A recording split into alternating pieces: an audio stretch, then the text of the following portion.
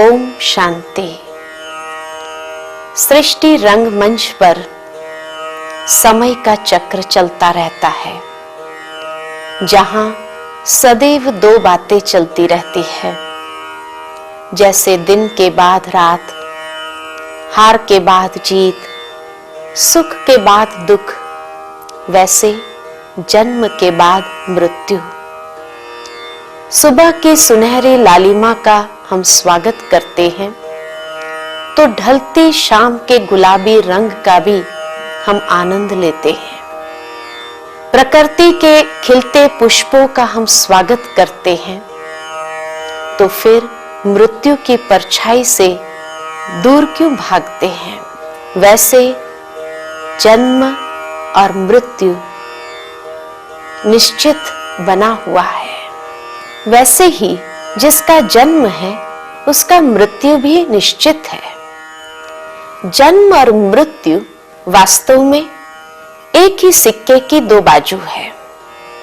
मृत्यु अर्थात पुराना जड़ जड़ीभूत वस्त्र का त्याग करना और नए वस्त्र को धारण करना। जिस प्रकार पुराने वस्त्र को छोड़ते समय हमें दुख नहीं होता है और नए वस्त्र धारण करने की खुशी होती है, इसी प्रकार ये शरीर भी एक वस्त्र है।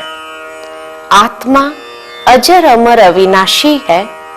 आत्मा कभी मरती नहीं है। मृत्यु अर्थात अपनी ड्रेस और एड्रेस चेंज करने का समय आ चुका है। मृत्यु अर्थात एक मकान को खाली कर नए मकान में जाने की प्रक्रिया।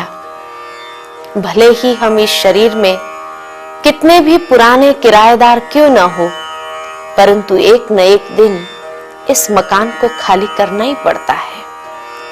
यहाँ इस दुनिया का कायदा नहीं चलता है कि पुराने किराएदार को मकान खाली कराया नहीं जाएगा। नहीं, वो तो करना ही पड़ेगा। लेकिन मृत्यु अर्थात एक कमरे से दूसरे कमरे में जाने की प्रक्रिया। मृत्यु एक अद्भुत घटना है, जिसमें आत्मा अपने साथ अपने संस्कार और कर्म को साथ ले जाती है, और इसीलिए मृत्यु को चिर निद्रा भी कही गई है। वास्तव में जिसे हम मृत्यु अथवा शोक का प्रसंग मानते हैं, वह किसी और के घर में जन्म अथवा आनंद का प्रसंग बन जाता है, और जिसे हम जन्म का या आनंद का प्रसंग मानते हैं, वह किसी और के घर में मृत्यु अथवा शोक का प्रसंग बन जाता है। मनुष्य जीवन में वैसे 3 प्रसंग महत्वपूर्ण माने जाते हैं। सबसे पहला जन्म का प्रसंग। इस प्रसंग को हम बहुत सहज और स्वाभाविक रीति से स्वीकार कर लेते हैं, और आने वाले बालक की हम जन्म की तैयारियां कर लेते हैं, इंतजार करते हैं, और सब मिलकर इस प्रसंग को बड़े धूमधाम से मनाते हैं। दूसरा है मनुष्य जीवन का महत्वपूर्ण प्रसंग, शादी का प्रसंग, जिसे भी हम बहुत सहज स्वीकार कर लेते हैं और सब साथ मिलकर के खुशियों से मनाते हैं, जिसकी तैयारी कितने समय पूर्व से हम करने लगते हैं, और जिसमें समय, श्वास, शक्ति, संपत्ति खूब खुले दिल से खर्च करते हैं। परंतु तीसरा प्रसंग जो महत्वपूर्ण है, वो है मृत्यु का प्रसंग, जो भी हर एक के जीवन में आना ही है। परंतु जितना सहज हम जन्म का प्रसंग और शादी के प्रसंग को मनाते हैं, उतना ही सहज हम मृत्यु के प्रसंग को स्वीकार नहीं कर पाते हैं। और हमारे सामने किसी का शरीर पड़ा होगा तो भी हम यही कहते हैं, अभी तो उसको इतना जल्दी जाने का समय नहीं था। अर्थात इसके न हम तैयारी करते हैं, न उसको इतना सहज स्वीकार कर पाते हैं। ऐसा क्यों? प्रथम प्रसंग की तैयारी हम 4-5 मास पूर्व से करते हैं। दूसरे प्रसंग की तैयारी हम 4-5 वर्ष पूर्व से करते हैं। परंतु ये महत्वपूर्ण मृत्यु के प्रसंग की तैयारी हम इतना सहज रीति से नहीं कर सकते हैं। हमारे सामने किसी का शरीर पड़ा हो तो भी हम यही कहते हैं कि इसको अभी इतना जल्दी नहीं जाना चाहिए, क्योंकि हमारा उनसे स्नेह भरा संबंध है। इसलिए स्वाभाविक है कि हम अपने आंसुओं को रोक नहीं पाते हैं। संसार में मानव जीवन का मूल्य बहुत ऊंचा है और इसलिए किसी ने बहुत सुंदर कहा है कि जब तुम इस जग में आए थे तब तुम रोते थे और जग हंसता था। अब ऐसी करनी कर चलो जो सारा जग रोए और आप हंसते हुए अपने घर को जाओ। मृत्यु मनुष्य जीवन में अनेक रीति से आती है। कोई बहुत दुखी होकर के मरते हैं तो कोई अचानक हार्ट अटैक में मर जाते हैं। कोई यात्रा के पवित्र स्थान पर अपना शरीर छोड़ते हैं तो कोई को तो फांसी पर लटक कर मरना पड़ता है। ऐसे भिन्न भिन्न प्रकार की मृत्यु मनुष्य जीवन में आती है, परंतु उन सब के पीछे मनुष्य के अपने कर्म जवाबदार है। और इसीलिए कहा जाता है, अंत मते सो गति। अंतिम समय मनुष्य की जैसी बुद्धि में जो विचार होंगे वैसी उसकी गति होगी। तभी तो कई लोग जब कोई मृत्यु शैया पर होते हैं तो उनको प्रभु स्मरण आए उसके लिए अनेक विधि अपनाते हैं।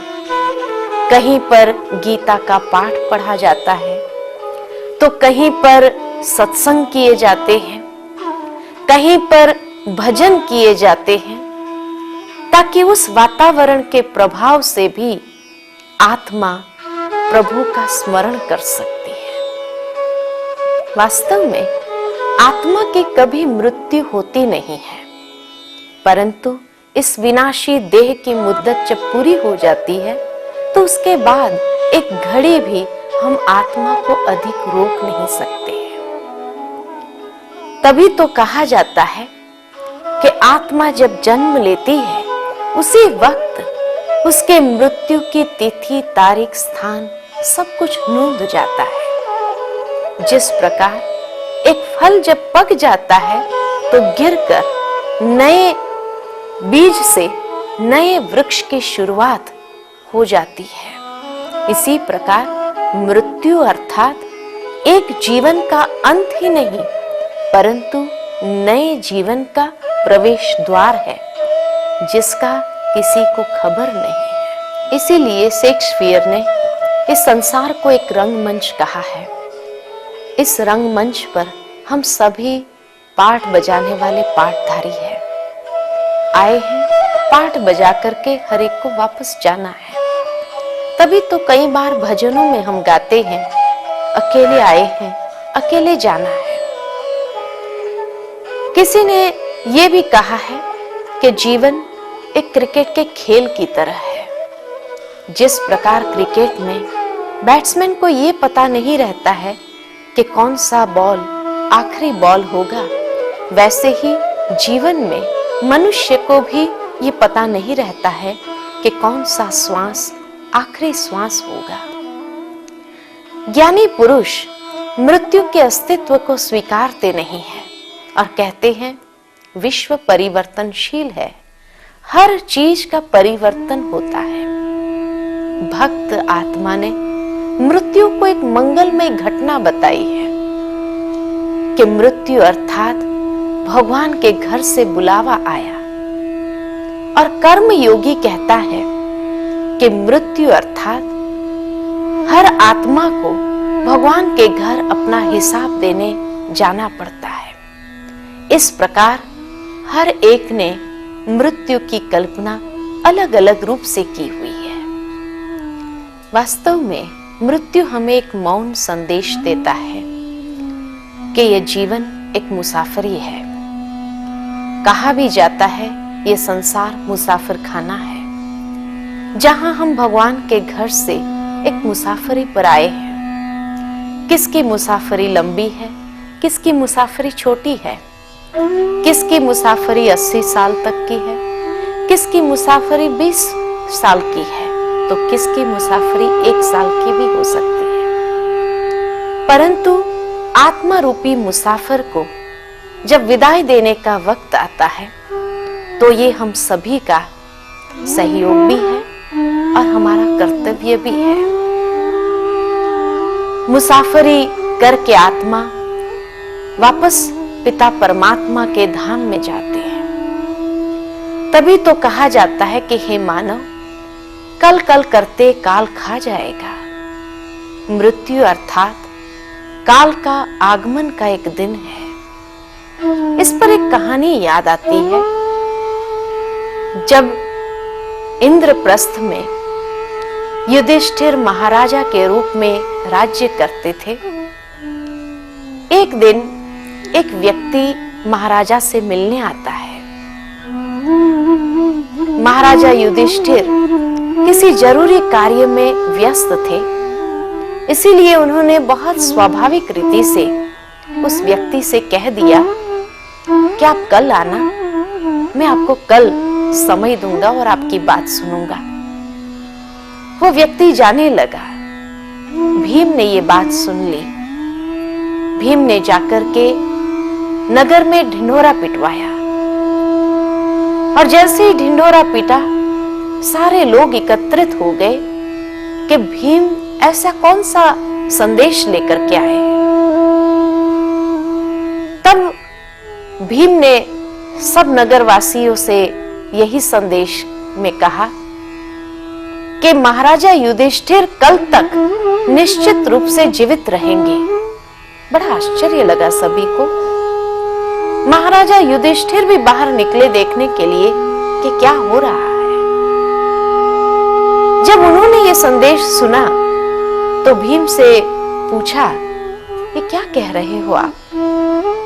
तब भीम ने महाराजा से यही कहा, अभी वो व्यक्ति आया था, उससे आपने कहा कि मैं कल आपको मिलूंगा। आज मैं बहुत व्यस्त हूँ। इसका मतलब कि आपको मालूम है कि कल तक आपको कुछ भी होने वाला नहीं है, इसलिए हम खुशी मना रहे हैं। उस वक्त युधिष्ठिर जी को यह एहसास हो गया कि सचमुच अगर कल तक मुझे कुछ हो गया तो इस व्यक्ति से मैं न्याय नहीं कर पाऊंगा। और उसने उसी वक्त उस व्यक्ति को बुलाया और उसकी बातें सुन करके उसको सही न्याय दिया। अर्थात हमें हर वक्त ये एहसास रहना चाहिए कि ये प्रसंग अचानक किसी भी वक्त इंसान के जीवन में आ सकता है और इसलिए हमें उसके लिए भी तैयारी रखनी है। मृत्यु शब्द तंदुरुस्त व्यक्ति को भी भयभीत कर देता है। मृत्यु से मनुष्य मरते हैं, परंतु उसके भय से बहुत लोग मर जाते हैं। एक बार एक गांव में प्लेग का रोग फैला हुआ था। जितने लोग प्लेग से मरे, उससे अधिक लोग उसके भय से मर गए। अब प्रश्न उठता है कि मृत्यु शब्द से हम इतने भयभीत क्यों हो जाते हैं? जो व्यक्ति मौत के करीब होता है, उसका चेहरा चिंतित, भयभीत और डरावना सा लगता है।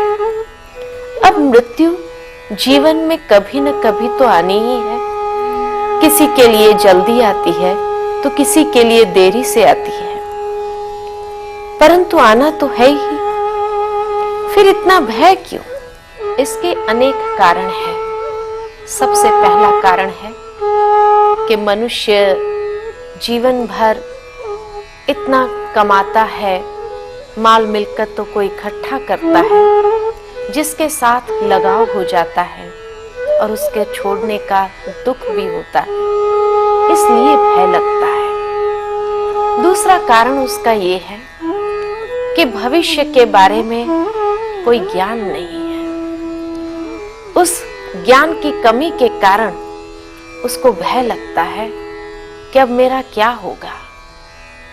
तीसरा कारण यह है कि जीवन भर मित्र संबंधियों के साथ बिताए हुए दिन, जिन मित्र संबंधियों से एक प्रकार का लगाव हो जाता है, मोह हो जाता है और अंत समय वो मोह उसको खींचता है, इसलिए भी भय लगता है।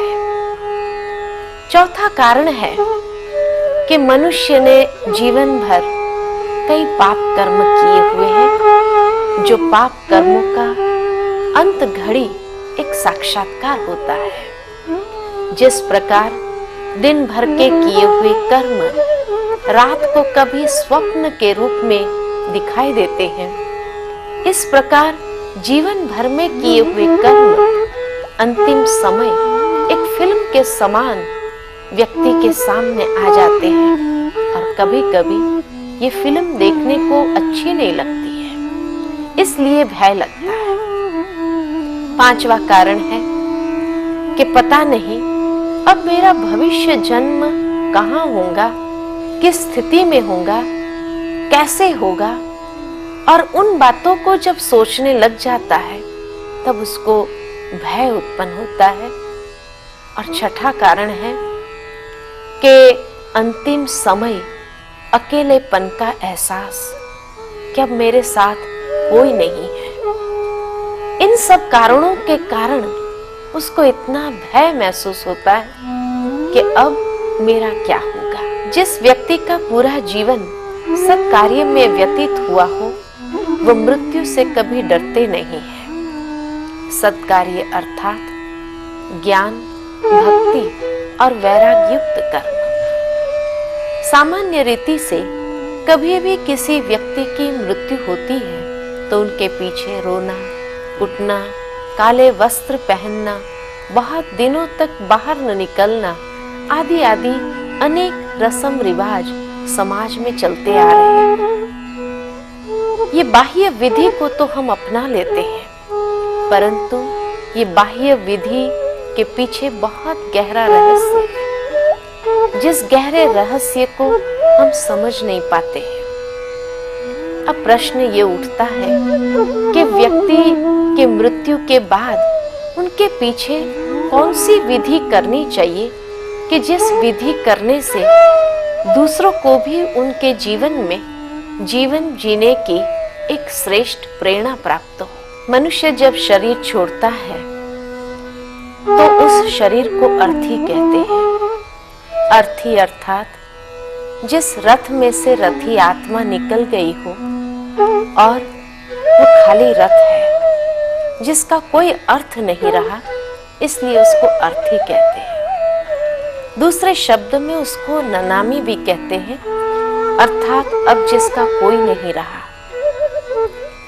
ये शरीर 5 तत्व का बना हुआ है और अंत में ये शरीर 5 तत्व में विलीन हो जाना है।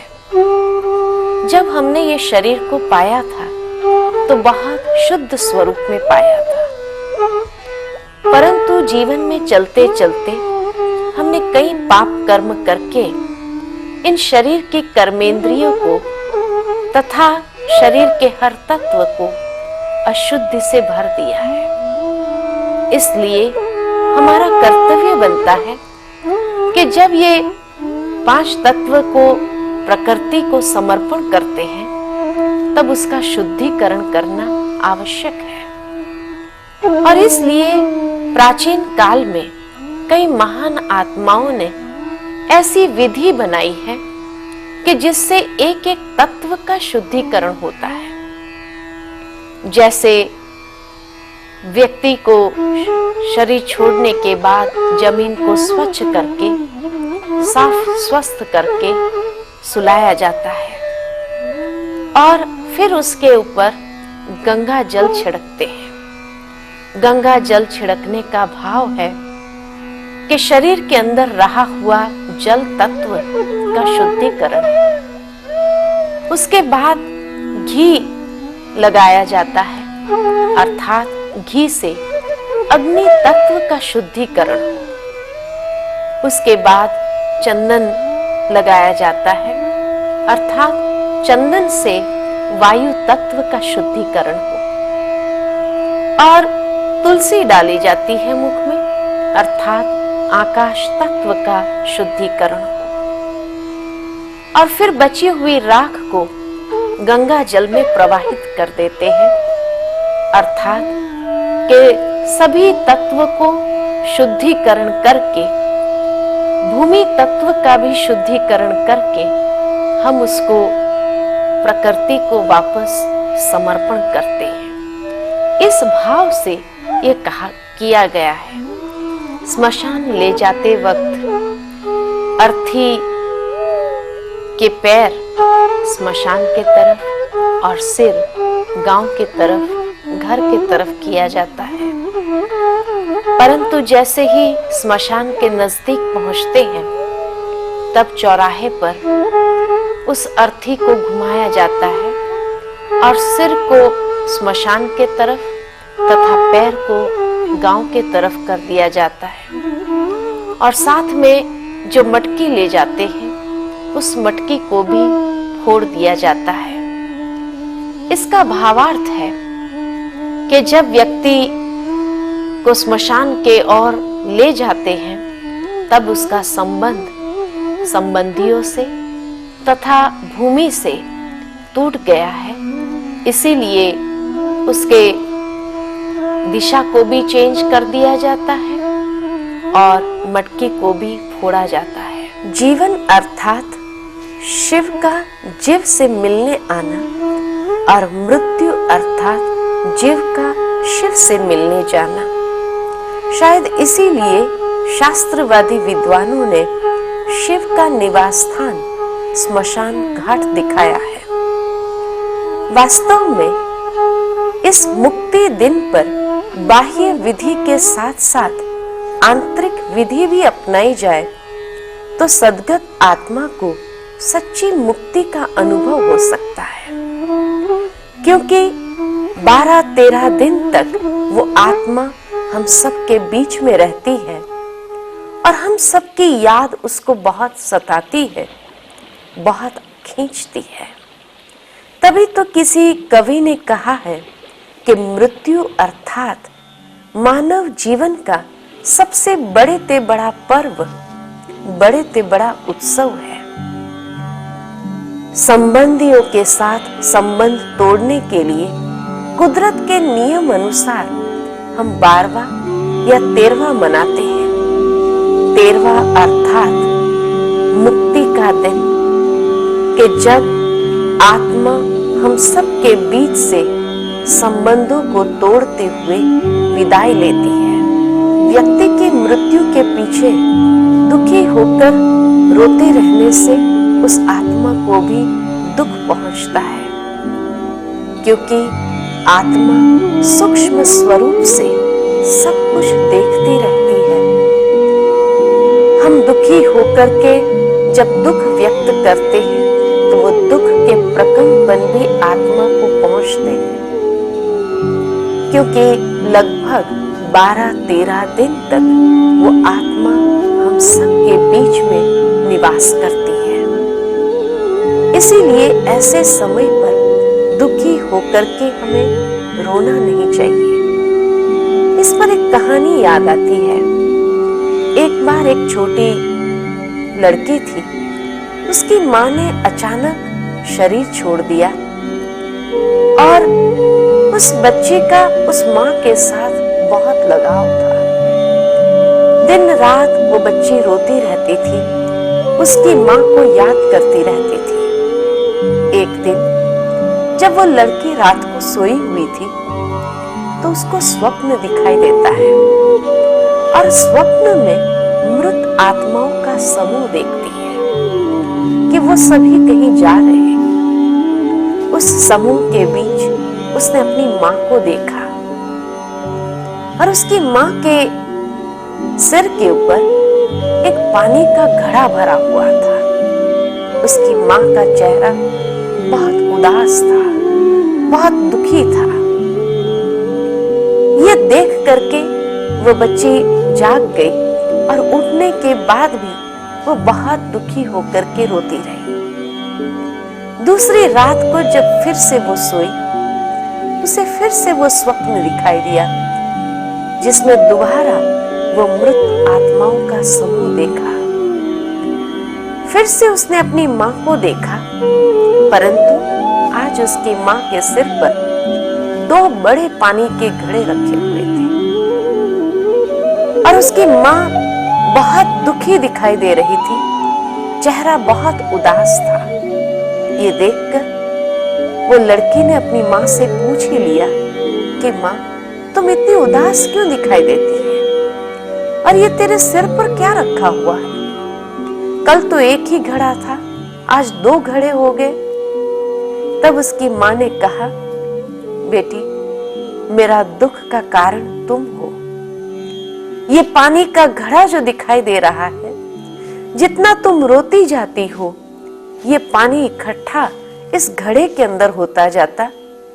इसलिए तुम अभी दुखी न हो और रोना बंद करो, क्योंकि नहीं तो उतनी ही ज्यादा तकलीफ मुझे होने लगती है। जैसे ही वो लड़की ने ये बात सुनी, उसी वक्त उसने रोना बंद कर दिया।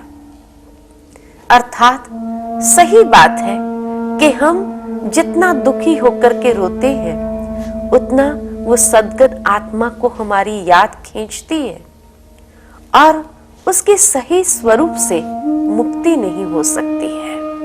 वो आत्मा हमारे आसपास भटकती रहती है। लगभग 12-13 दिन तक वो हमारे बीच में ही रहती है। इसलिए सद्गत आत्मा के पीछे दुखी होकर रोते रहने से वो आत्मा दुख और अशांति को महसूस करती है। शरीर का बंधन न होने कारण सूक्ष्म स्वरूप से आत्मा हमारे हर प्रकंपनों को पकड़ती है। स्थूल आंखें न होने से भी वह उसके पीछे किए जाने वाली हर क्रिया, हर विधि को अच्छी तरह से देखती है।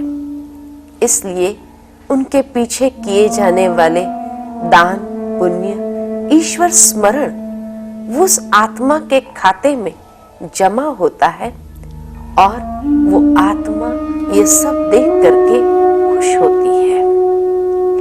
नजदीक के परिवार जन अगर 13 दिन तक उस आत्मा के पीछे स्वस्थ रहे और शांत मन से ईश्वर स्मरण करे, तो उस आत्मा को सच्ची शांति का अनुभव हो सकता है। शांति और सहानुभूति का कवच महसूस कर सकते हैं।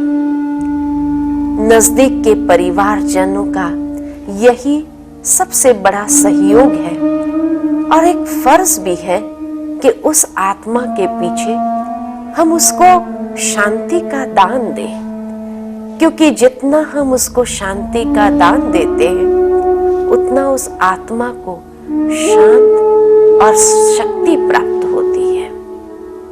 इसीलिए तो कई बार कई घरों में 13 दिन तक सत्कार्य किए जाते हैं, सत्संग का आयोजन किए जाते हैं, जिससे घर का वातावरण भी स्वस्थ बना रहे और उस आत्मा को भी उसकी सूक्ष्म में शक्ति प्राप्त होती है। गई हुई आत्मा की अंतिम इच्छा को जान लिया हो तो उसे पूर्ण अवश्य करना चाहिए। गई हुई आत्मा के पीछे हम मित्र संबंधियों को कुछ अच्छी किताबें, अच्छी कैसेट्स आदि दे सकते हैं तथा शांति शिविर या शांति प्रवचनों का आयोजन कर सकते हैं, क्योंकि महत्वपूर्ण बात यह है कि मृत्यु जैसे घटना का सामना हर एक इंसान को करना ही पड़ता है, आज नहीं तो कल। तो क्यों न हम अपने मृत्यु को भी सुधार लें, उस समय को भी सुधार लें। परंतु उसके लिए क्या करना होगा? कई बार कई वृद्ध जनों को देखते हैं, वो अपने मृत्यु के लिए अपने कपड़ों की तैयारी रखते हैं, कपड़ों की पोटली बनाकर रखते हैं। क्या कपड़ों की तैयारी ही काफी है? नहीं। मृत्यु को सुधारने के लिए हमें अपने जीवन में श्रेष्ठ कर्म, श्रेष्ठ संस्कारों को अपने जीवन में लाना होगा, क्योंकि वही साथ चलता है।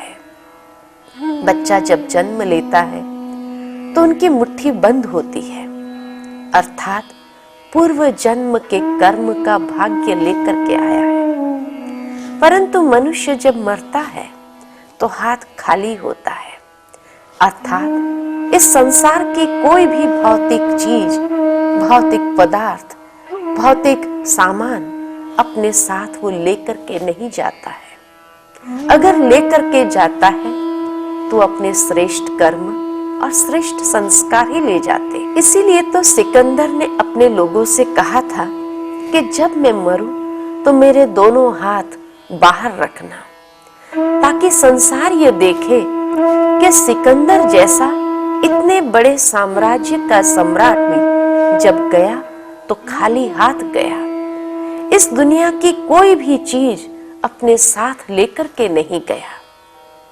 अकेले आए थे, अकेले जाना है। अगर साथ ले जाना है तो वही श्रेष्ठ कर्म, श्रेष्ठ चरित्र को ले जाते हैं। इसीलिए मनुष्य को ये जीवन में हर पल एक जागृति रखनी है कि क्यों न हम हर पल, हर श्वास, हर सेकंड अपनी सफल करते जाए और सफल बनाते हुए अपने जीवन को धन्य धन्य बना ले। वास्तव में मानव का शरीर छूटना ये दुख का प्रसंग तो अवश्य है, क्योंकि उस आत्मा के साथ हमने कितना समय बिताया है, हमारा संबंध जुड़ा हुआ है।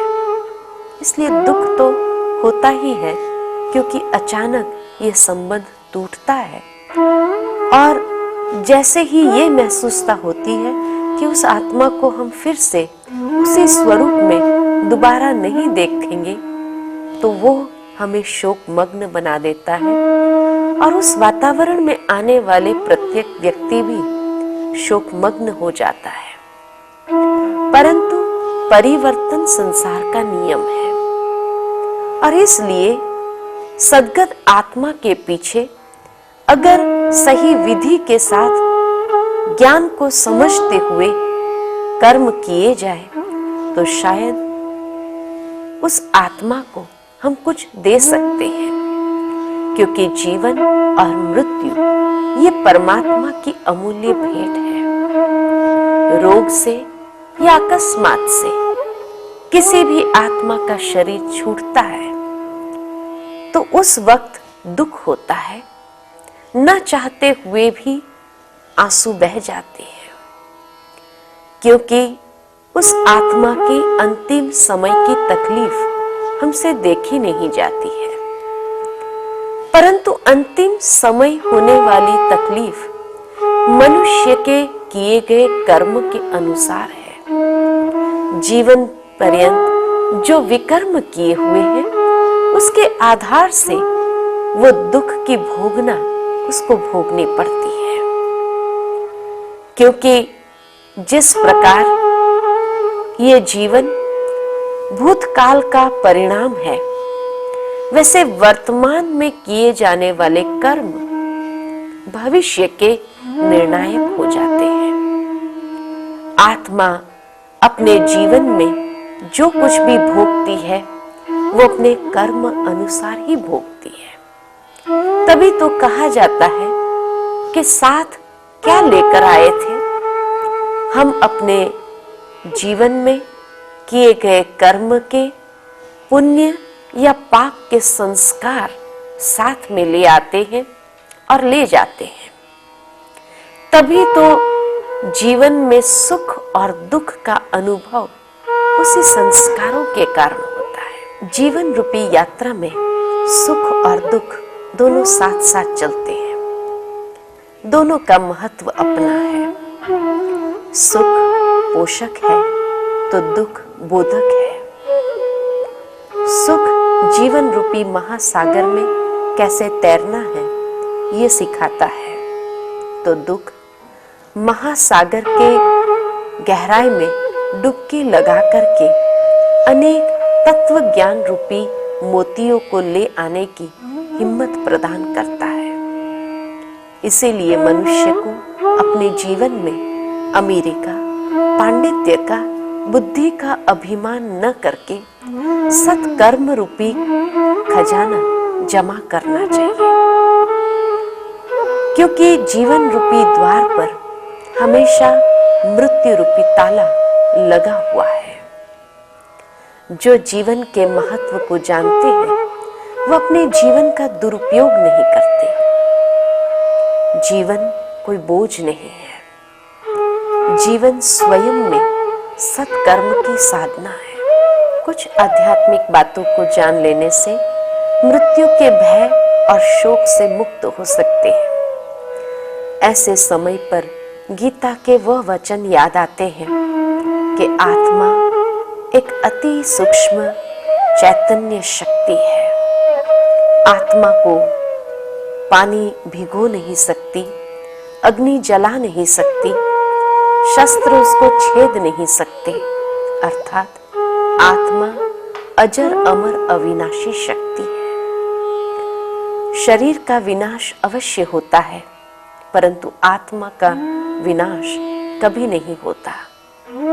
विज्ञान भी यही कहता है कि कोई भी एनर्जी का विनाश नहीं हो सकता, परंतु उसका रूप परिवर्तन अवश्य हो सकता है।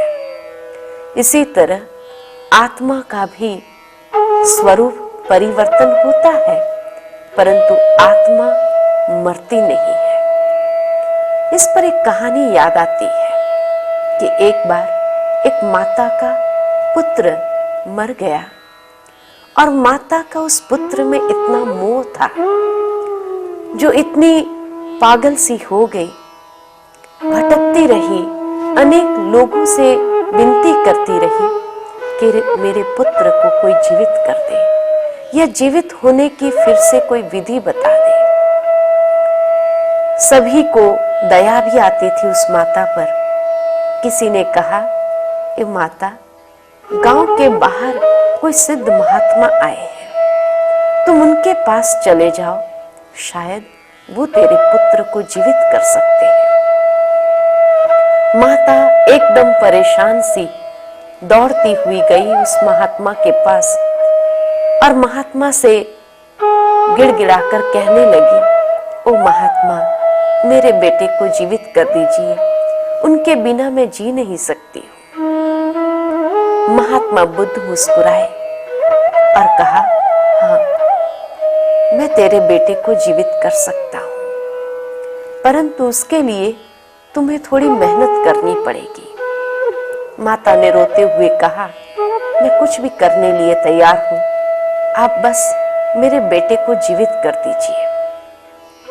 महात्मा बुद्ध ने उस माता से कहा, तुम ऐसा करो, गांव में जाओ और थोड़ा सरसों का दाना किसी के घर से ले आओ, परंतु एक बात याद रखना कि सरसों का दाना उसी घर से ले आना जहां किसी ने पहले शरीर न छोड़ा हो या कोई मरा न हो। माता दौड़ती हुई गांव में गई, हर एक घर घर में जाकर के पूछती रही, आपके घर में पहले कोई मरा तो नहीं, मुझे थोड़ा सरसों का दाना दे दीजिए। जिस भी घर में जाती थी, हर एक का जवाब एक ही होता था कि हमारे घर में हमारे पिता ने शरीर छोड़ा है, किसी ने कहा माता ने शरीर छोड़ा है, किसी ने कहा भाई ने छोड़ा, किसी ने कहा बच्चे ने छोड़ा।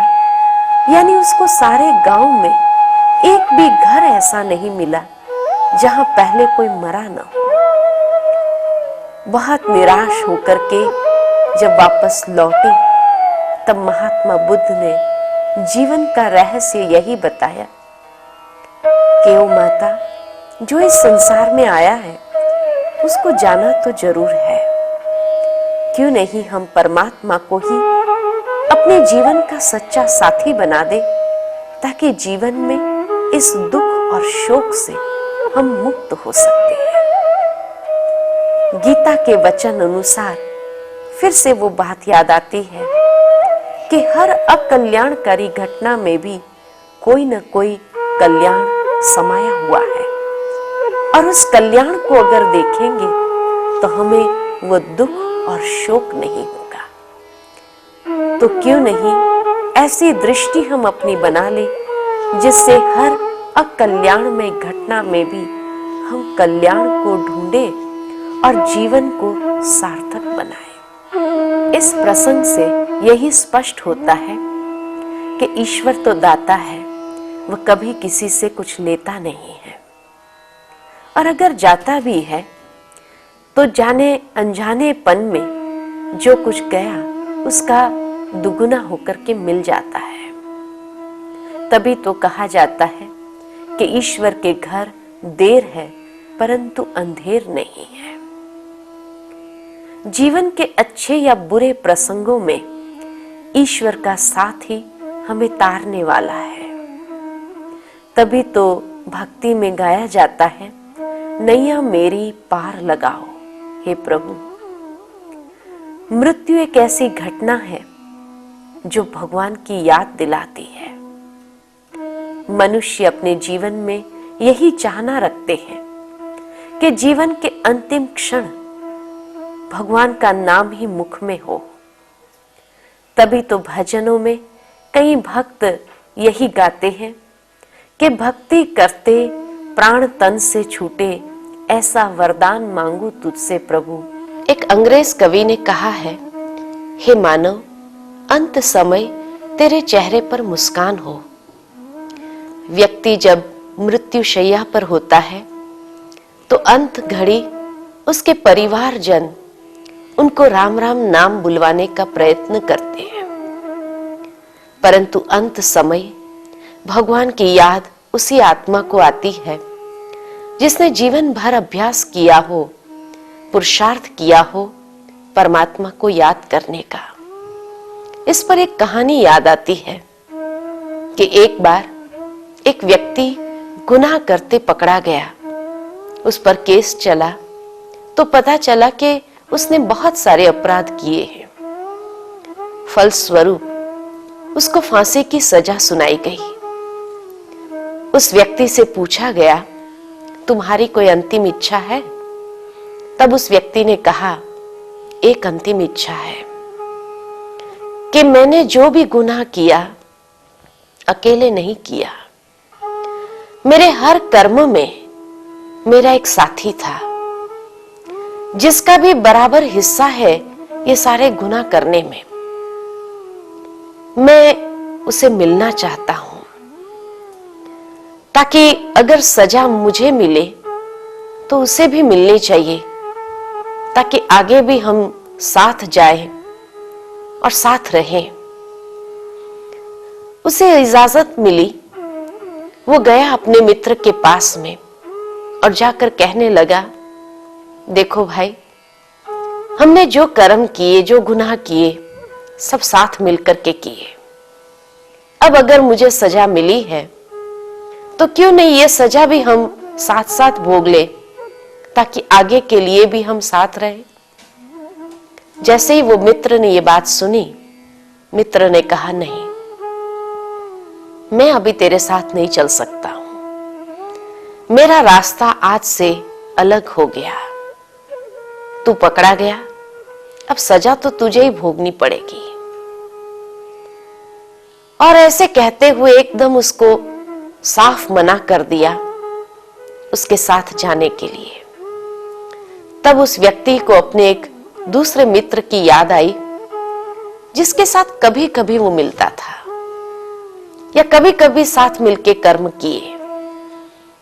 उसके पास गया, उसे सारी बात सुनाई उसको थोड़ी बहुत सहानुभूति भी हुई, लेकिन उसने कहा देखो भाई, मैं तेरे साथ चल नहीं सकता क्योंकि मैंने तेरे जितने तो गुनाह किए नहीं, और इसलिए मैं तुझे दरवाजे तक छोड़ देता हूं, बाकी अंदर जाना तुम्हारा काम, ये सजा भोगना तुम्हारा काम। मैं जब पकड़ा जाऊंगा तब देखा जाएगा। तब उसको तीसरे मित्र की याद आई, जिसके प्रति बहुत कम उसका ध्यान जाता था। उसने सोचा चलो उसके पास ही चला जाता हूं, कहीं वो साथ चलने के लिए तैयार हो।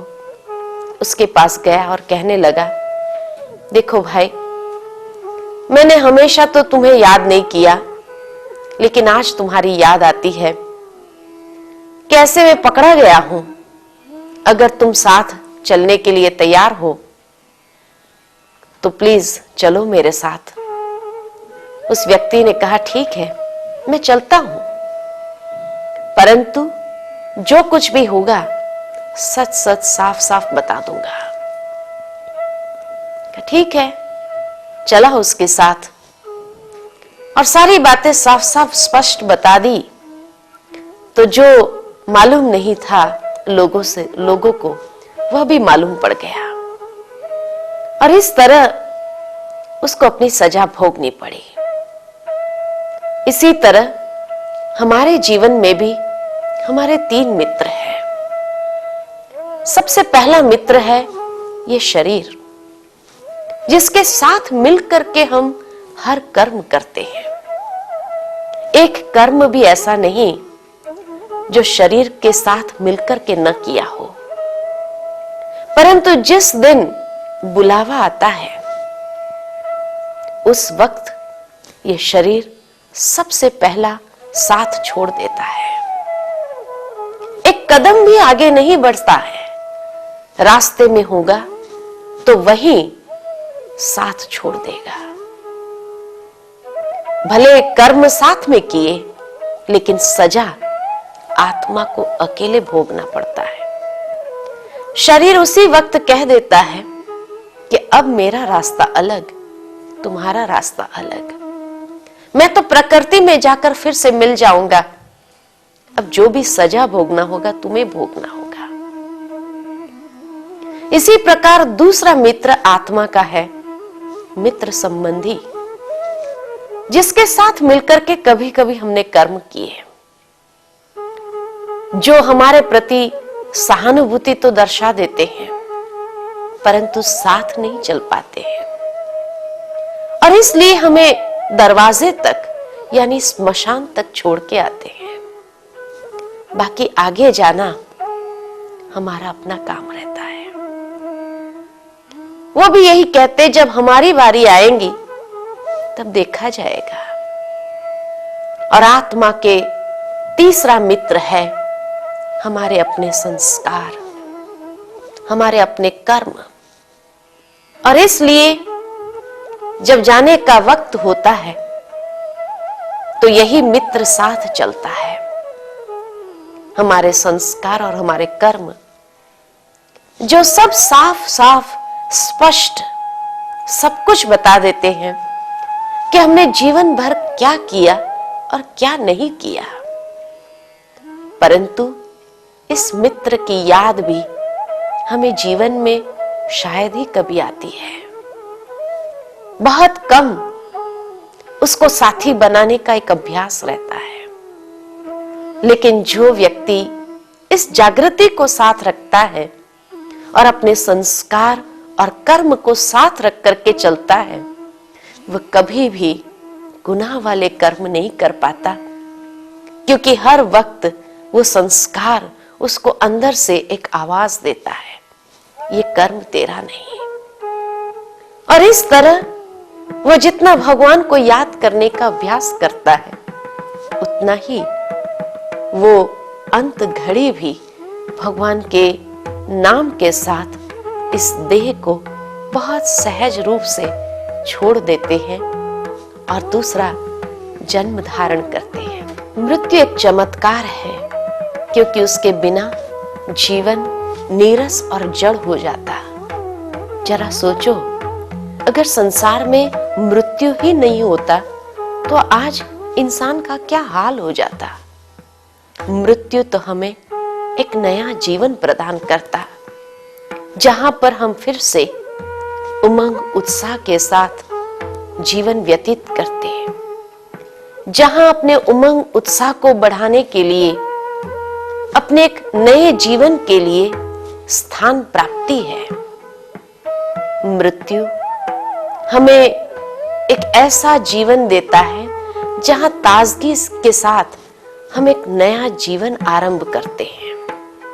तो इसलिए मृत्यु कोई बुरा नहीं है।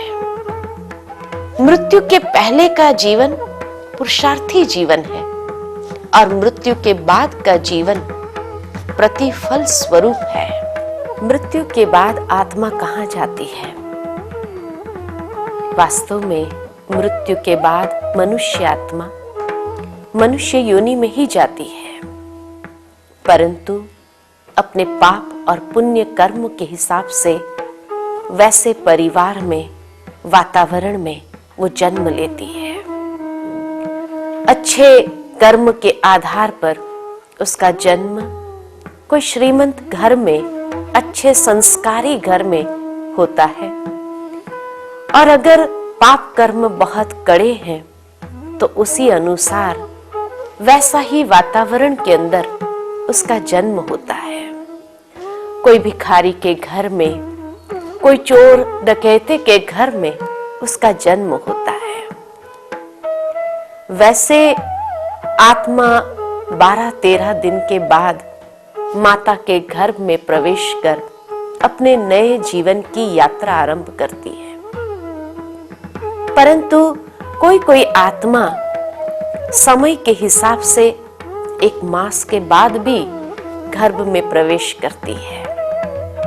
और अगर कोई आत्मा की मनोकामना अधूरी रह गई हो तो जब तक वो आत्मा पूरी नहीं करती है उसको, तब तक उसको प्रेत आत्माओं की योनि में कुछ समय तक भटकना भी पड़ता है।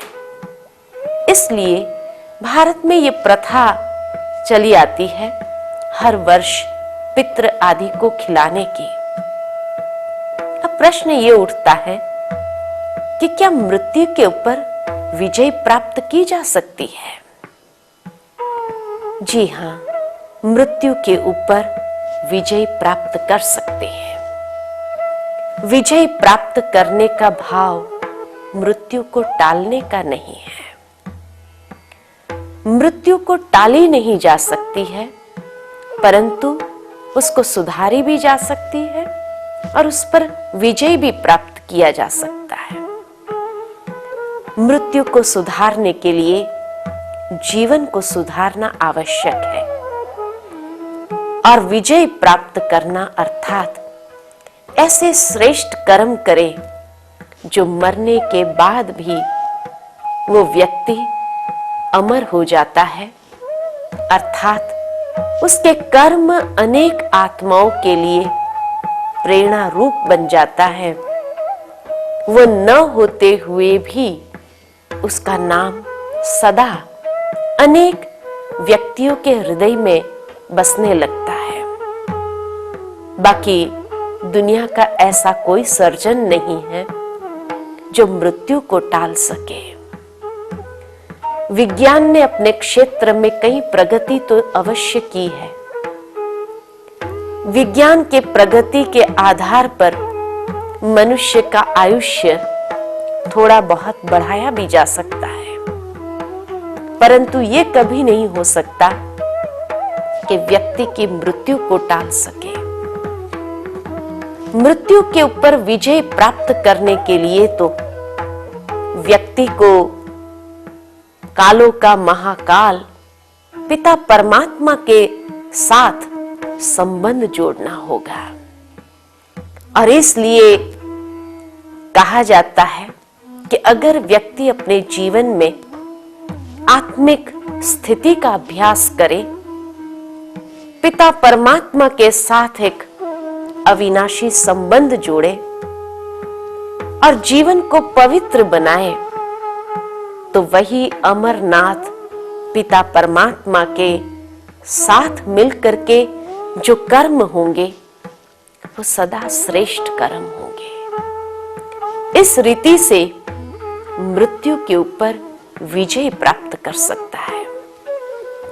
सतयुग को अमर लोक भी कहा जाता है, जहां आत्मा अमरत्व को प्राप्त करती है। अमरत्व का मतलब ये नहीं है कि सतयुग में मृत्यु होती ही नहीं।